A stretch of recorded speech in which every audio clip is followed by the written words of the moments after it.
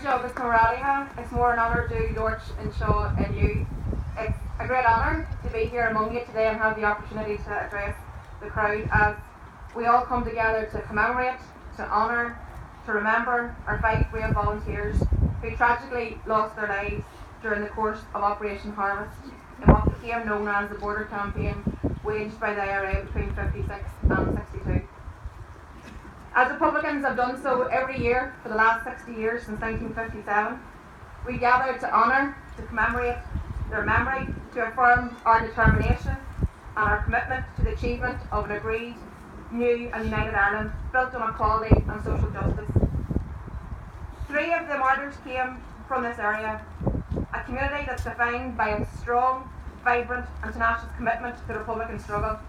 And just on that note, I want to, on behalf of the leadership, extend solidarity to all those Republicans who have suffered in recent times at the hands of criminals and thugs, and to say to you that we stand with you and we'll stand in order to hold the PSNI to account to do their job to bring those people to book.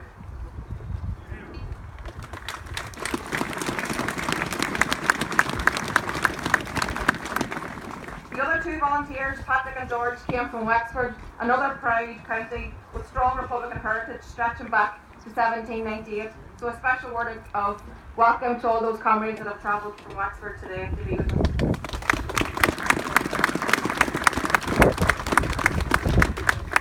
All these men came together with common purpose to bring about the reunification of this island, a vision that binds each and every one of us here today.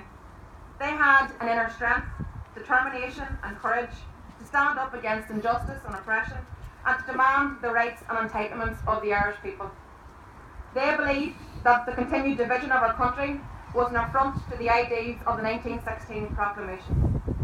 These patriots represented the Republican spirit of Connolly, Pearse, Markovich and Tone, and together took a stand to end injustice and to achieve equality, peace and freedom in our country.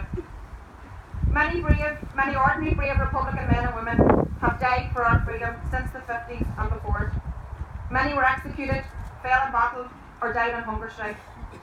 Thousands were hounded and jailed on both sides of the border and in England, for both they and their families endured great hardships for the cause of Irish freedom. These were difficult times to be a Republican. Different times and circumstances required different political strategies, but our primary goal and commitment to Irish freedom remains the same. Agus nil an over Shaw firsta, but the journey, of course, is never easy. It requires increased effort to mobilise people at home and abroad in support of our Republican objectives. We have a unique opportunity to be the authors of a new and peaceful and democratic future where our freedom will be won. It's our job to change the political and constitutional conditions and transform and unite this island and its people.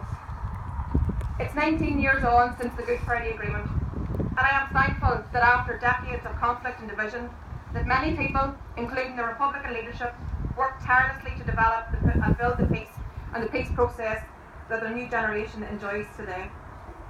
We want to ensure that no one else suffers as a result of conflict, that no other family is bereaved, that the political conditions of discrimination and inequality are fundamentally changed, that everybody belongs and nobody feels alienated from their own country, and that the experience of war and loss and injury is never ever repeated. That does not mean that we forget our past.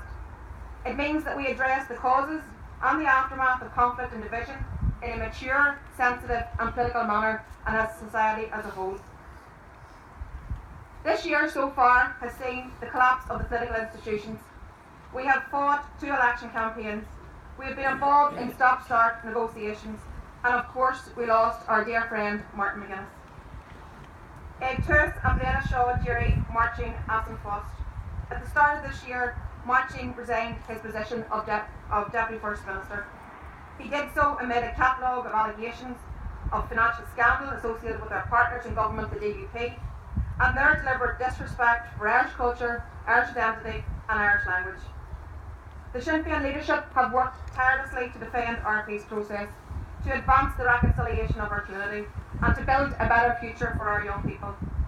The DUP, after 10 years in government, have failed to embrace the principles of equality, parity of esteem and mutual respect which are the cornerstones of the Good Friday Agreement. So Martin did the right thing at the right time, and we are indebted to him for his courage and for his leadership and for his guidance down through the years. In both elections, the public overwhelmingly endorsed the Sinn Féin position. The support for the party was a message that the public demand absolute respect, integrity and common decency and rights for all, a demand for power sharing as it was originally intended. Since then, we've been engaged in negotiations to restore the institutions on the basis of equality, respect and integrity. Our leadership has worked closely with the DUP and the British and Irish governments to find solutions to the current impasse to restore power sharing. We were flexible, we were willing to stretch ourselves in an effort to achieve a breakthrough. However, despite our best endeavours, the discussions were unsuccessful. I want to get, and I know you all want to get the institutions up and running.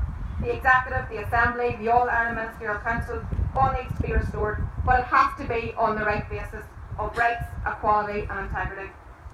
Our peace was hard won, and therefore the principles and the values of the Good Friday Peace Agreement, the foundation stone of the peace process, must be honoured and fully implemented, not renegotiated by political unionism. Commitments must be delivered, and it is the duty on both governments to fulfil their part. They have undermined the process of change by refusing to honour agreements, refusing to resolve the issues of the past while imposing austerity and Brexit against the wishes and the best interests of the people here.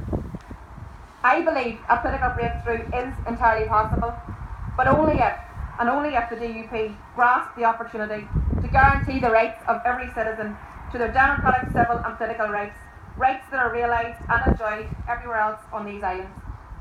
That includes an Irish Language Act, which provides the right to use the Irish language for official purposes in interacting with the state, the right to access coroner's inquests, equal marriage, a Bill of Rights and a commitment to tackle sectarianism. Without doubt, the DUP support for Brexit and for the Tory government poses real challenges. It's clear that the Tories' priority at this time is to sustain its own pact with the DUP.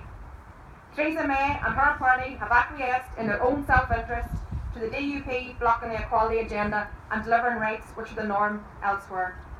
This is absolutely unacceptable. Sinn Féin remains committed to the restoration of the institutions and the executive. However, they'll only have value if they enjoy the confidence and the support of the people they're established to serve. They only have meaning if they're delivered fairly for all our people based on the principles of equality and mutual respect on which they were founded.